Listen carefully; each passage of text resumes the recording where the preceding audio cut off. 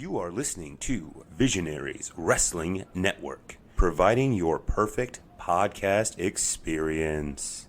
This is the one, the only, the reigning, defending, prime-time pro wrestling champion, the big, bad kaiju O'Shea Edwards, and you are listening to the MGB podcast.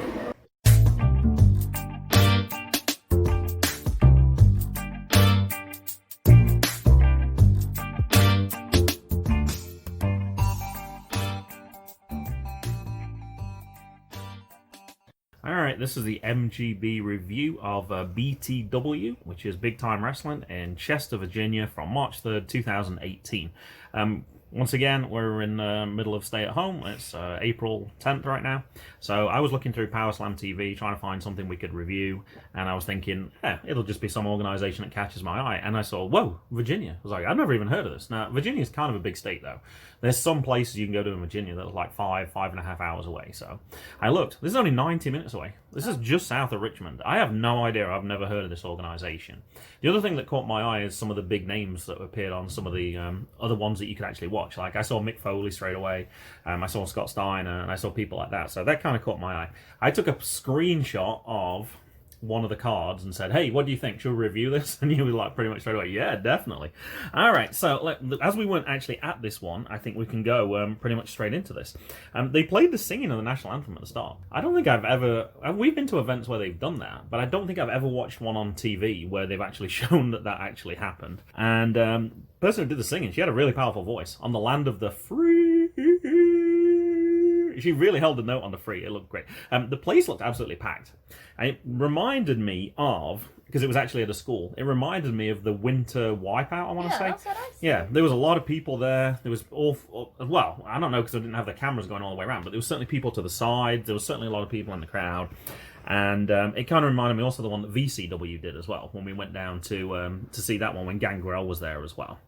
And it looks like they do a lot of these because it actually says on their website you can raise funds for your organization, like the Boy Scouts, your school, whatever, while putting on an event at the same time. So yeah, that looks like something they do pretty regularly. All right, match one, Danny Miles versus Todo Loco. Todo Loco is also known as Benny Jux, and he is the NECW heavyweight champion, the New England Championship Wrestling. Now, we've talked on a few ones recently about how people have had long reigns. This person, Todo Loco, has held their title since July 2nd, 2016. That's a long time. So, it's very possible he might not be wrestling until July 2020. So, he might be holding that championship for 4 years, possibly. So, that's particularly a long reign. Now, while I was playing on Cage Match, I found a feature that I really love that I'd not noticed before. I didn't realize I was actually on the organization, not the wrestler, by accident. And I clicked on win-loss records because I was like, oh, let's see how he's actually done it. It gives you every event from a particular year. So I could find everybody from 2018 who wrestled within that organization. So you can see how, I thought it was really cool how they did this. It kind of does it like AEW. So it tells you after the end of the year who was like the top wrestler in terms of wins and who was the lowest wrestler in terms of wins. You can see their percentage wins, you can see all that stuff. Todo Loco actually had the most matches for BTW. He had 10 matches in 2018.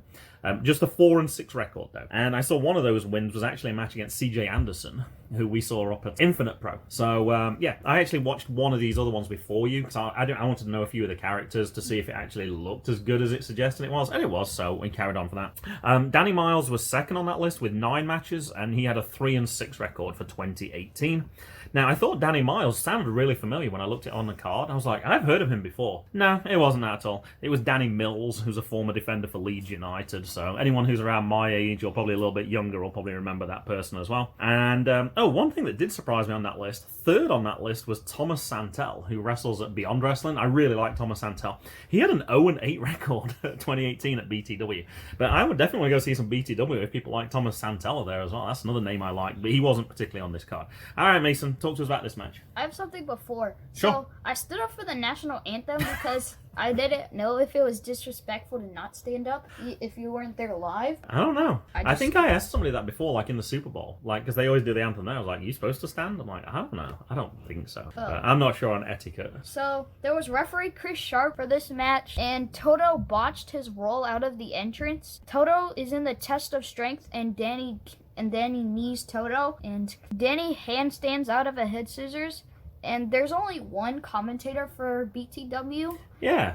which I like. I Well, like we to... talked about it because we normally have two, and the only one I could think of where there was one was Dynamite Championship Wrestling. They had one. The guy was basically the ring announcer, and then he sat to the side and did the commentary as well. Because it was but this was kind of in terms of how many people were there, I would have thought there would have been two commentators. Yeah. So I don't know. The commentator on the day might have just been sick or something. I don't know. We'll have to see if we listen to other ones as well. So Danny tries to call a timeout, and Todo does a schoolboy Hurricane Rana. And Danny goes under the ring and comes out the other side and forearms Todo. Danny almost wins with the string, but that was the first pin of the whole match. I mean, it wasn't the attempted string. pin. Yeah, it was the Uranaki. Oh, okay. Yeah, you mentioned that. You're like, is that the first pin attempt? I was like, yeah, I think you're right. And I'd not really noticed it while watching a match, but yeah, I was kind of surprised by that. A couple of things I have from the match. Danny Miles' music hit way before the introduction, so you could barely hear his introduction. Some of the mic work wasn't easy to hear, because you were like, what's he saying? And I was like, I don't know. It just didn't come through that well. And you mentioned Chris Sharp. The seating was weird. Because obviously I teach at a high school as well. You can only fit about 6 people in each row. And then you had the seats coming down either side, but you had like a double staircase. So you had people who got the right, people who got left. Then you had another 6 seats, and then people on the right. I know at our high school, people have to like scramble along to get on, and we can probably fit, I don't know, 15 to 20 people on row. 6 didn't seem very efficient. When you looked at from the camera side, there was a lot of big gaps. I'm sure for people sitting, it was more comfortable. And if you wanted to get out, you only had to ask like 2 people to move, but it didn't seem very efficient in seating. The crowd was very loud, and also they were taking part, which I liked.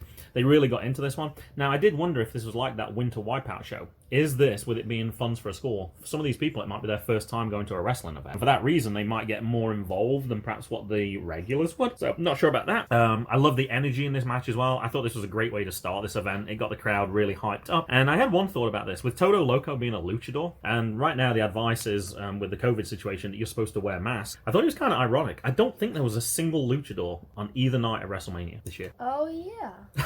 All the advice of like social distancing, wear masks. I don't think WrestleMania had a single luchador. Like, I don't think Rey Mysterio was there. Like, he's the first one that springs to mind. And the house party, Lucha House Party. yeah, they weren't there either. I don't know. I thought it was kind of strange. Yeah.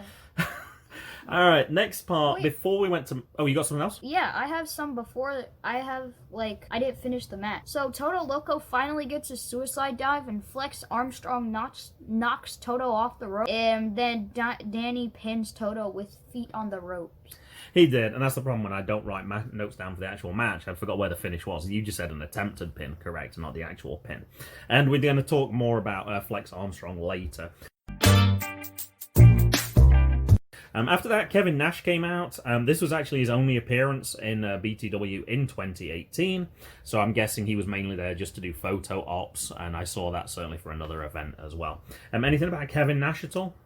I didn't like the promo at all because you couldn't hear anything. Yeah, it was really tough, and my hearing's not great anyway, but I knew the fact that you couldn't hear it well meant that it obviously wasn't very good at all. All right, let's go straight into match 2 then. Kevin Nash did a too sweet. Oh, yes, he did. Yes, he was going around doing 2. Because you asked me, because you said, isn't that like a Bullet Club thing? I was like, I think they might have been, it might even precede Bullet Club. So I'm going to wait for one of our listeners in particular to DM me as he's listening to this right now to correct me and say that no, it actually was, and then he'll talk all about the history of it probably. Is Scott Steiner in NWO? I believe so. He did a too sweet too. Mm-hmm. So it's not just a Kevin Nash. No, I don't think so. All right, match 2 was Mr. TA versus the Patriot. Now, we nearly saw the Patriot probably a few months ago. He was at some organization in West Virginia that somebody recommended to us that was fairly cheap. And I can't remember what happened. I think there was another event on at the same day, and we just didn't end up going. Anyway, I knew the Patriot was involved in wrestling, was involved in WWE, but I didn't watch WWE at that time. All right, so I looked him up from Wikipedia.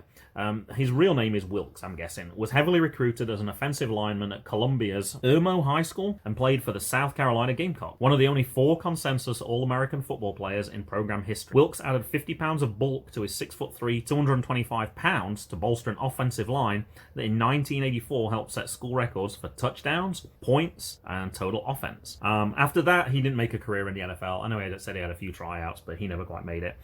He started out in the American Wrestling Association in 1988, and in 1989 became the Trooper. He wrote his opponents tickets after beating them as part of his police gimmick, and he would also hand out plastic police badges to the fans as he came to and from the ring. That sounds like a brilliant gimmick. That sounds like such an easy thing to do. Like how if I told you, hey Mason, dress up as a cop, you could quickly go to like the party store and get most of the equipment you need for that. I thought that worked really well. I could think of so many like crimes that you could. Of course, like, yeah. If he punches you, harassing a police officer, assaulted a police officer. Yeah. That'd be a little mean because I assume he's consenting to this. And then one. if he ever fought like Ultimate Warrior, you know how he runs around the rings? Yeah. He could give him a speeding ticket. That would be pretty good. Or if you're just standing around, you can get it for loitering. No, I think it works pretty good. I could think of so many easy ways you could write that in. All you need is like a little notepad and a pen, because you don't have to do a real one, because nobody in the audience is going to see. But I like that crowd interactivity as well, given the plastic. I haven't seen one of those matches, but I intend going up on YouTube, seeing if I can find one, because that looked good. He was in the WWF for a little time in 91 to 92. Looks like he appeared in about 8 matches, and including a dark match with the Brooklyn Brawler. Sometimes he wrestled as Del Wilkes, and sometimes he wrestled as the Patriot. In 94-95, he was part of WCW, and he was part of a tag team called Stars and Stripes with Marcus Alexander Bagwell. And then he rejoined WWF in 97 to 98. His TV debut came against Bret Hart. Hart had just started his anti-American Hart Foundation, because he's from Canada. And the Patriot, obviously that's the perfect character, right? You got USA, you got Canada, so they used him for that one as well. Now, I wrote on this one, did you recognize Patriot's theme music? I deliberately didn't mention it to you as you were watching it. We've got some bad cop karaoke coming right here. I can sing it the whole song. Go ahead. I just can't. Yeah, sing it, please. That's the final countdown you're singing. It's not, it wasn't that I thought top. that was it. No, it was Eye of the Tiger by Survivor. Oh. So I was wondering, it's from the Rocky films. And I was actually curious. I'm trying to think what Sly Scarpone uses, actually. I wonder if he uses that.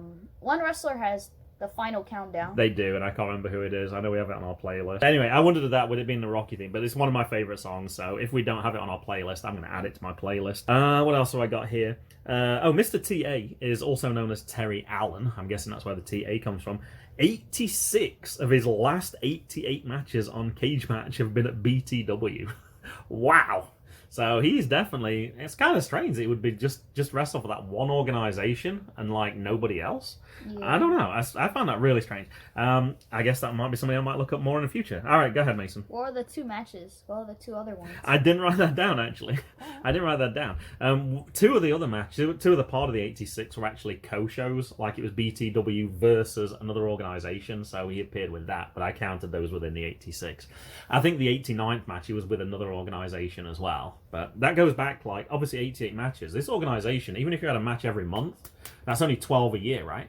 Yeah. So 88, that's like at least 7 years. So within like a 7 or 8 year period, he had almost every match at BTW and only 2 matches at somewhere else. Mr. TA kind of looks like the college professor from the West Virginia organization. He did. I thought exactly the same thing. I couldn't remember his name, and I'm sure that's why you're saying college professor as well, because that's exactly what I thought, college professor, and I can't remember his name. Yep. He did. The Patriot takes forever to hand out those flags, and I kind of feel like... Which flags is he handing out? The American ones. Yeah, he had that little American flags like he would at a parade. I feel so bad for Mr. TA just standing there. Yeah, Mr. TA came out first. Also, Patriot came out with a high school mascot as well, so if he couldn't build it, if he wasn't a big enough face anyway, he's handing out American flags. He's the Patriot, so that's like a USA thing. He's got the high school mascot with him as well, so obviously everyone knows that as well. But yeah, he handed out little flags to everyone. He could have given some of those to the mascot, right?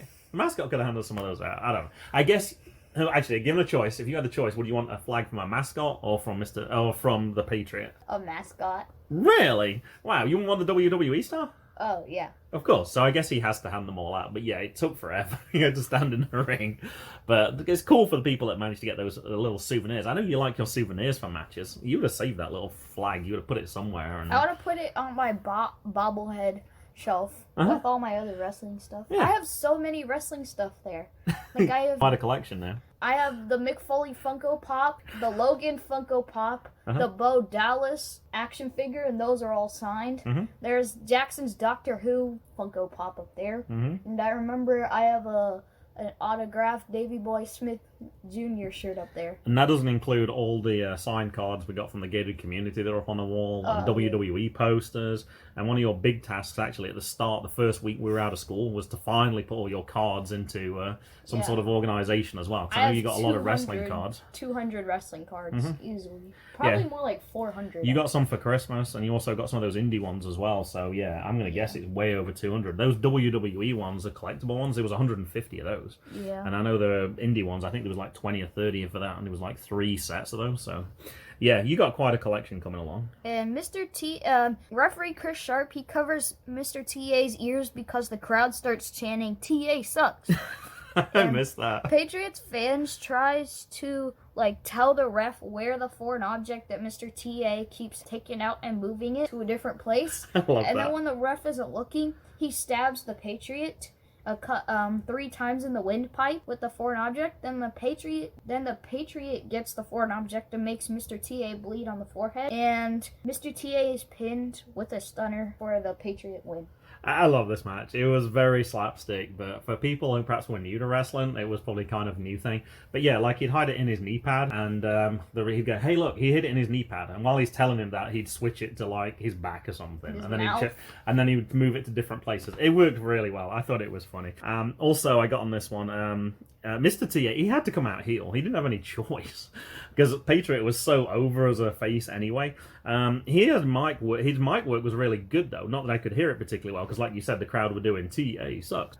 Patriot actually had a 7-0 record at BTW in 2018. That was one of the other things I saw on that list. So he had a 100% record and he won every single match. So he's clearly the face of that organization. Okay, match 3. This was another one that caught my attention. Jake Manning and James Drake versus the Rock and Roll Express with Ricky Steamboat. I was like, whoa! If you'd had just one of those people on that card, that would have kind of got your attention anyway. To have them both, and just in one match anyway. Alright, I know you don't know the Rock and Roll Express that well, Mason, so I actually focused on those guys. I know probably a lot of our listeners do. The Rock and Roll Express is a professional wrestling tag team consisting of professional wrestlers Robert Gibson and Ricky Morton. And the duo began teaming together in Memphis in the early 1980s. They've held the NWA World Tag Team Championships 9 times. Sometimes it was on a slightly different name, but the organization changed names. So they kind of like TNA, and then it was Impact and things like that. So they counted them all together. They also feuded with the Four Horsemen in the late 80s. By 1991, the team was losing momentum, so Morton turned heel to join the York Foundation in WCW. In 1992, the team reformed in Smoky Mountain Wrestling, where they held the SMW Tag Team Championship 10 times. The duo also worked in the WWF, and on March 31st, 2017, the duo was inducted into the Hall of Fame. October 1st, 2019, during the second day of NWA Power television tapings, the Rock and Roll Express defeated the Wildcards to win the NWA World Tag Team Championship for the 5th time. So I'm going to guess the other organization, it was 4 times to total up to 9. The Rock and Roll Express made their AEW appearance on October 30th, 2019, crowned the inaugural AEW World Tag Team Champions, and they were actually ambushed by Santana and Ortiz. And at AEW Full Gear, Morton executed a Canadian destroyer on Santana, followed up by a suicide dive onto Sammy Guevara and Ortiz. And I think that was the thing that probably impressed you the most. Considering their age, the level of activity that they can still do in the ring was kind of impressive, actually. They do some kind of acrobatic stuff. 64 and 61. There you go. I know you looked it up because I didn't know the exact ages. All right, go ahead. Tell us about this one. We were so close to seeing the Rock and Roll Express in Ohio, but there was no parking. Oh, I forgot. Yeah, we drove like an hour for that place. Yeah, we found out. We talked to the organization. It was a little fundraiser. It was only an hour away. I was like, great. It was just a really weird small town. There was literally nowhere to park. You could park on the site, but they'd all got the park. Because we tried to park, and the guy was like, no, you got to move on. Everywhere else was, if you park here, you're getting towed. If you park here, you're getting towed. And the town was probably only like a mile-long strip anywhere, and there was literally nowhere to park. I was like, I guess we just got to drive home. I'd forgotten Rock and Roll Express were at that one, to be honest. Yeah. All right, tell us about the match, though. So Jake reads a mammal. He reads a mammal? In the middle of the match? What? he he reads the manual in the middle of a match. That he has would make a a little Boy more Scout sense. manual. He has a Boy Scout manual, That better stay in. and Jake and James are arguing about which plan they should do in the book, and they are literally not on the right. They're literally not on the same page. And James, though, is a former Evolve champion, and Jake and James punch each other on accident a couple times, and they argue and then hug it out. And Rock and Roll Express do a double doink, then they get double doinked, and Jake clotheslines James, and the Rock and Roll Express wins with a sunset flip. This is when we had issues with connectivity. We kind of started this match, and then we just couldn't. We have had issues with connecting to the internet, and then we came back and watched it later, and I think we still had problems then, and it was like the third time when we came back to watch it. It was finally good. I thoroughly enjoyed this match. It was really entertaining. The only thing that I would have the slight criticism, Ricky Steamboat didn't really do much in it. You didn't mention it at all. I think he said something on the mic at the start, and then he was kind of absent for the rest of the match. Like, I don't think he ran interference or anything. I wish that somebody came in, like Flex Armstrong came in, or some big heel came in to try and interfere, and Ricky just slapped him. See, that would make sense. You could use him for something like that. Once again, I don't quite know what the circumstances for that, but I was excited to see him there, but then he didn't actually do anything. But the Rock and Roll Express played a great role. I would have a great finish for that. While they were doing that, the James would be looking out on the outside to see when Flex is gonna attack them, and then they come from behind, and the Rock and Roll Express just roll them up, and then they all get mad at Flex Armstrong. Now, see, that would have worked as well, but yeah, I don't know. He didn't even have to get involved in the fight necessarily. Alright, now, there were 6 matches, so I put the intermission at this point. Now, obviously, we didn't see the intermission, so I said I'm going to save this for actually talking about the organisation. So, in 2017, they had 11 events. In 2018, they had 8 events. In 2019, technically, they only had half an event. They shared one with Blitzkrieg Pro. And so far in 2020, they've had 0 events. So it's getting less and less each time as we go through, so I don't know. What I do know is, though, when I was looking for this, we're on April 10th as we're recording today. April 11th, it says Big Time Wrestling returns to Chester at the Thomasdale High School. So I'm guessing this is the Thomasdale High School because this was also Chester. With Hellfire and Brimstone. WWE Superstar Kane plus Get the Tables WWE Hall of Famer Bully Ray is in action. And for the first time ever, a BTW Ultimate X match. Former Miss Virginia Nikki Petit in action, plus all the stars of Big Time Wrestling. Meet and greet 5:30, first match 7:30. It's like, are you kidding me? I was like, literally, if we hadn't been in this situation right now, that's an event we could have gone to, and it's only 90 minutes away. Because you were like, all right, how much is it? I was like, $20. General admission's $20. Now, the prices do go quite steep, though, depending on where you want to go. If you want to sit front row, Mason, $65. You do get a BTW drawstring bag, and you also get a program at the same time. But general admission was $20. You can also, and I don't think organizations always do this, you can actually just get the meet and greet without even going to the wrestling itself, because normally you got one. But, all right, so what do you think then, to meet Kane, to get one picture and one autograph? BTW price, probably like $40. WWE price, $125. And their price is in the middle. Kane, $75. He is kind of a big star. Yeah. Like, there's certain wrestlers who are big within WWE, but I wouldn't necessarily pay them. Kane is such an intimidating figure.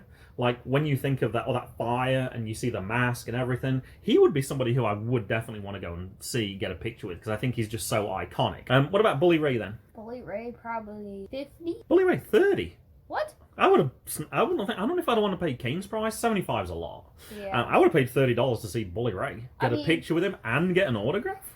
I would bump down Kane $10 and bump up Bully 10, so you could do 2 for like 95 or something like that. We just round it up to 100, make it a nice round up. But I was surprised. Well, perhaps I wasn't surprised Kane was that much, because I know kind of how much, like, if you want to go and see Ric Flair when he's at MCW, you know you're paying a lot, or Shawn Michaels, I know you're paying a lot for that. So I don't think it's massively overpriced, but I was surprised in relation to that Bully Ray was so much. Was so little. I think that's actually what they charged at Ring of Honor, though. I think that was about $30. So it probably matches it. Perhaps the wrestlers decide the prices, I don't know. Anyway, that event's obviously been cancelled because of the situation, but hopefully that one might be one we can be rescheduled. I get the feeling that we definitely want to go and see BTW at some point. All right, match 4, Phil Brown versus Darius Lockhart. We've obviously talked about these people fairly recently, particularly Darius. Phil Brown, VCW United States Liberty Champion since 28th of July 2018. Once again, VCW is probably on kind of hiatus right now, so it looks like Phil's going to be holding that title for at least 2 years the way it's going. One thing I did hear on this one, but I'm not quite sure why, Mason, so I'm going to mention it right now. I heard on commentary Cedric Alexander was mentioned, but I couldn't hear why. I don't know if you managed to get that at all. Because one of them beat Cedric Alexander. I can't remember which one, but one of them beat. It was a former match. All right, fair enough. All right, go ahead. Chris Sharp is definitely the only ref now. Yeah. For the whole event. Yeah. And Darius does a backward springboard clothesline and huge clotheslines by Phil. And Phil tries to throw Darius while Darius holds onto the rope, but Phil gets caught with a kick. And Darius can't pick up Phil, and Phil decapitates Darius with a huge kick, and Darius wins the O'Connor Roll Bridge. And once again, I'm really impressed with Darius Lockhart. The more I can see of him, the better. And we actually just discovered today, I think we knew before, but yeah, he was on that Primetime Pro Wrestling thing, so I think we're going to have to, and I actually listened to the audio that we recorded from that, and we actually gave him high praise at that one as well. So yeah, I want to go back and look at that match, I think, at some point soon. Match 5. This is one that definitely caught my eye when I was looking at prospective matches for us. James Ellsworth versus Jordan Blade. Now, this was around the time when he was doing his intergender tag team. His intergender title. So I was like, oh, that'll be pretty cool. I'd like to kind of see this one. Now, I realized we've actually talked to James Ellsworth, but we've never talked about it on the podcast. So, can you remember anything he said to us? We have? Yeah. When? At the meet and greet. So, can you remember anything? Can you remember anything he said? No, because you don't even remember meeting him. Brilliant. All right, let's move on. We did a meet and greet with him? Wait, when? Oh, brilliant. All right, James Ellsworth. I got some of his matches. Obviously, he's a WWE champion. Special guest referee Dean Ambrose when James Ellsworth defeated AJ Styles. That was October the 11th, 2016. October 18th, 2016. WWE World Title. James Ellsworth defeat AJ Styles again by DQ. November 22nd, James Ellsworth defeats AJ Styles in a ladder match. And then December 20th, WWE title, AJ Styles defeats James Ellsworth in 45 seconds in Detroit. And that made me think, oh, that's December 20th, that's around Christmas time. If it would have been 2 years later, we were actually in Detroit. Remember when we went to see Monday Night Raw? So they obviously have some of the bigger matches around that time as well. All right, you've been trying to get my attention. Does that mean you remembered something? I remember it. So I remember we went to an organization and we had the meet and greet and James Ellsworth was there. But I don't remember we actually talked to him though. Because he was just hanging around in the corner. He came across. He was kind of sociable because some of the people were not. They were just kind of doing their stuff in the ring. But he actually came across and talked to us and like, hey guys, how's everybody doing today? And we didn't really get a chance to ask him much, but he said something to us. Like, he was kind of like a comedian. Like, he was doing a bit of banter with people. Like, he'd see your shirt and go like, oh, you like that wrestler there? And he's like, he'd have like a little story to go with it. But yeah, it was... Yeah, we didn't mention it before, but it suddenly came up. I was like, oh, we have seen James Ellsworth, and we did see it. I looked on Cage Match. I did this recently for one of them, Mason. Remember I took a really good review, and I took a really bad review? Yeah. All right, do you want to hear James Ellsworth's? Yeah. All right, Legal Man Orton. This is March 2020. 0 stars. This guy is not a wrestler. Not at all. He could have been acceptable as a makeshift comedy act, but WWE thought it'd be a great idea for him to beat AJ Styles, the consensus best wrestler in the world, 3 beeping times. He couldn't even make it as a heel manager, so he's basically nothing. Here's the middle review. 6 stars. This is from May 2017. Bow down to Ellsworth. This guy should have been just a joke, but the joke passed Strowman, feuded AJ Styles, and survived a heel turn. This is a lot of accomplishments for this kind of non-wrestling comedy act. Now that Ellsworth found a niche, but steady rollers Carmella's Valley, he may be the most successful guy meant to be a gag in WWE history. And from October 2016, 10 stars. Good seller, funny and entertaining guy right now. Hope he'll sign a contract with WWE or something, and we'll see him again soon. All right, what do you think, Mason? Which one of those is closest to the reality, or is it somewhere in the middle again? I think it's the middle. Think it's the middle one? Yeah. I thought people were very mean to him, actually. When I looked, there was a lot of people with comments who gave him 0 stars. I'm like, how can you give him 0 stars? Like, he gets a reaction from the crowd. And I was like, I don't see isn't that the whole point? Now, this is how much of a reaction he gets. Sometimes when you look on this, people get almost no ratings or no comments at all. James had 126 votes, 72 comments. The average was 4.53. Considering there were so many zeros, that was pretty amazing, actually, because I thought it was going to be like 2 point something. I literally saw like 10 zeros in a row. I was like, uh-oh. To give you some idea of how people hated him so much and they reacted to him, Nikki Cross, who was at WrestleMania this week, 128 votes and only 25 comments. Liv Morgan, 112 votes, 30 comments. Both of those people had good matches at WrestleMania or the Raw after WrestleMania, and they didn't get anything. I think the point of the wrestler is, if you're a heel character, you want an emotion from people. He definitely gets that emotion. I was really surprised that, that people would say 0, but I don't know. Perhaps it's just one of those people that perhaps he's like Baron Corbin to me. I hate Baron Corbin. I would give him like I know that makes him a good heel, but I don't like him as a wrestler at all. I would give him an 8. I think he's somewhere between the 6 and the 10. But the fact that he had those matches, I was surprised those matches were nearly 4 years old, to be honest. I was guessing it wasn't as far as that. I was thinking it was like 2.5 years. I guess we've been watching wrestling longer than I actually realized. All right, Mason, talk us through this one. So, Jordan does a flex off with James, and James does a DX sign. And I don't know how they expect Jordan to win, because James never loses the intergender championship, but at some point you could, in the middle of a streak you could. Obviously 2 years later you knew that he was going to win this match, but yeah. Yes, but other than that, he beat the best wrestler of the decade 3 times. I don't know how Jordan Blade could win, because I don't know if you remember, it wasn't clean. Yeah, I guess do you remember so. Dean Ambrose reffing that match? No.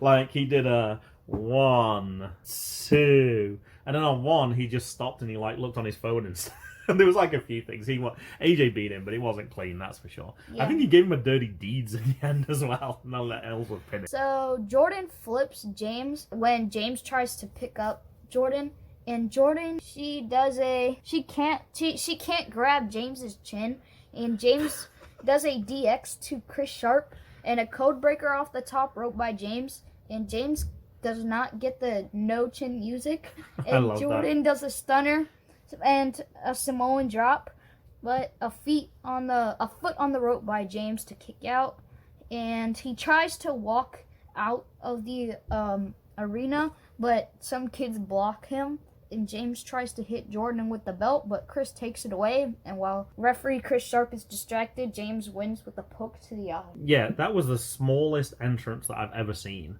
in terms of the barriers. Like, fans would put their arms over from both sides, and they could literally touch each other's hands, so there was no way you could avoid like high fives or anything like that. I thought that was kind of surprising. I think you need something a little wider than that, but anyway, that's as far as it goes. Alright, match 6, Danny Miles and Flex Armstrong versus Todo, Loco and Scott Steiner. Now, you didn't pick up on this, and I'm not really surprised. I told you in the intermission there was only 8 shows, but I told you earlier Todo Loco actually had 10 matches. He does double duty, and he was doing that's why he was in match 1, because he was also in match 6. So he must have done it somewhere else. Danny Mills was the same. He had 9 matches. That's how he did double duty on this one here. Now, I'm going to focus, though, on Flex Armstrong, because I didn't know who Flex Armstrong was. Let's have a look here. He has actually been the BTW heavyweight champion 4 times. So his first reign was June 1st, 2012 till 21st of March 2014. That's 658 days. That's a pretty good streak, right? Yeah. He lost his title for 1 day, and then his next streak was 1,056 days. Like, oh my gosh, he could have held it for 1,700 days. The person who took it from him was RJ Brewer.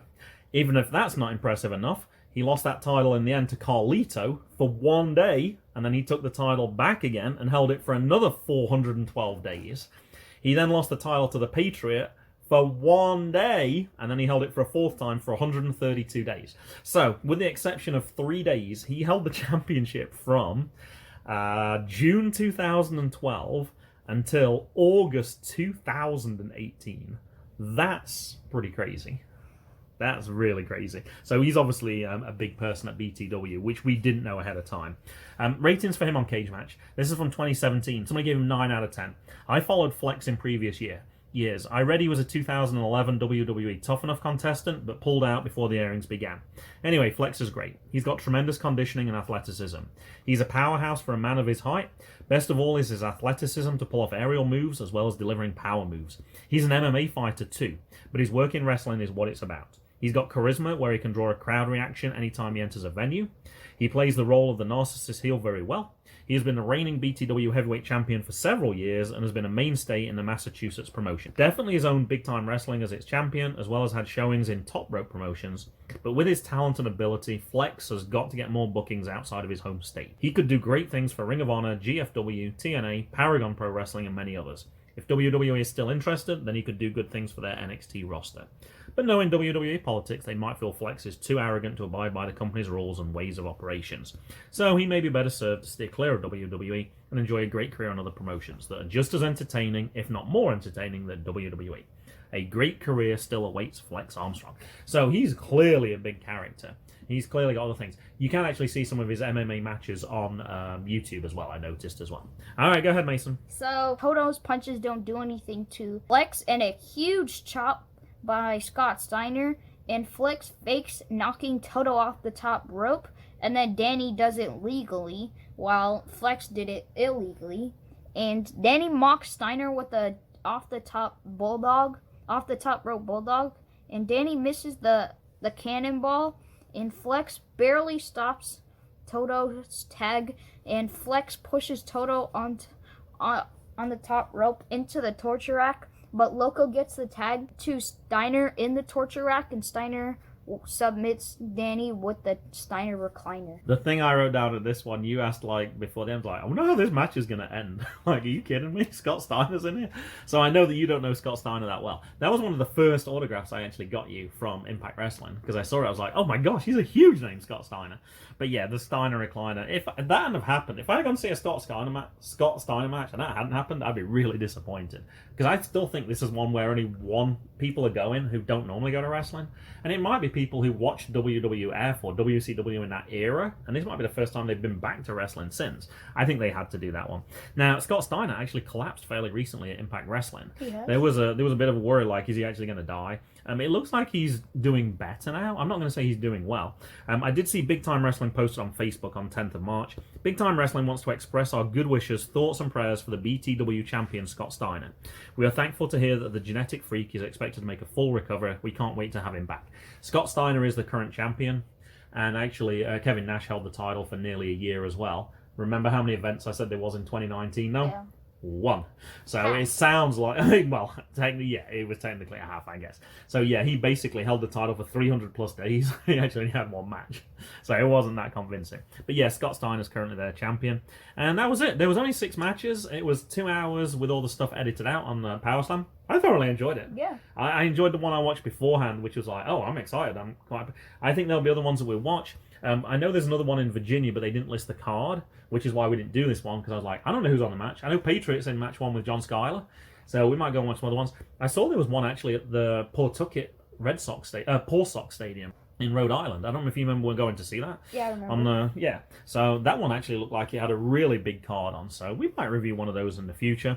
Anything to finish this up? Nope. All right, we're done. Boom. It's goodbye from me. And it's goodbye from me. And it's goodbye from them. Goodbye.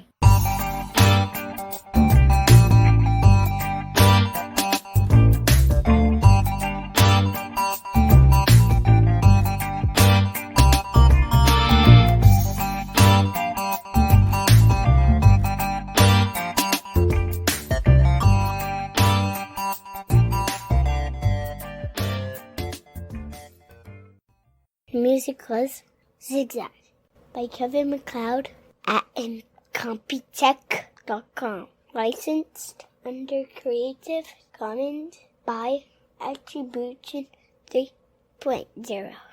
http://creativecommons.org/licenses/by/3.0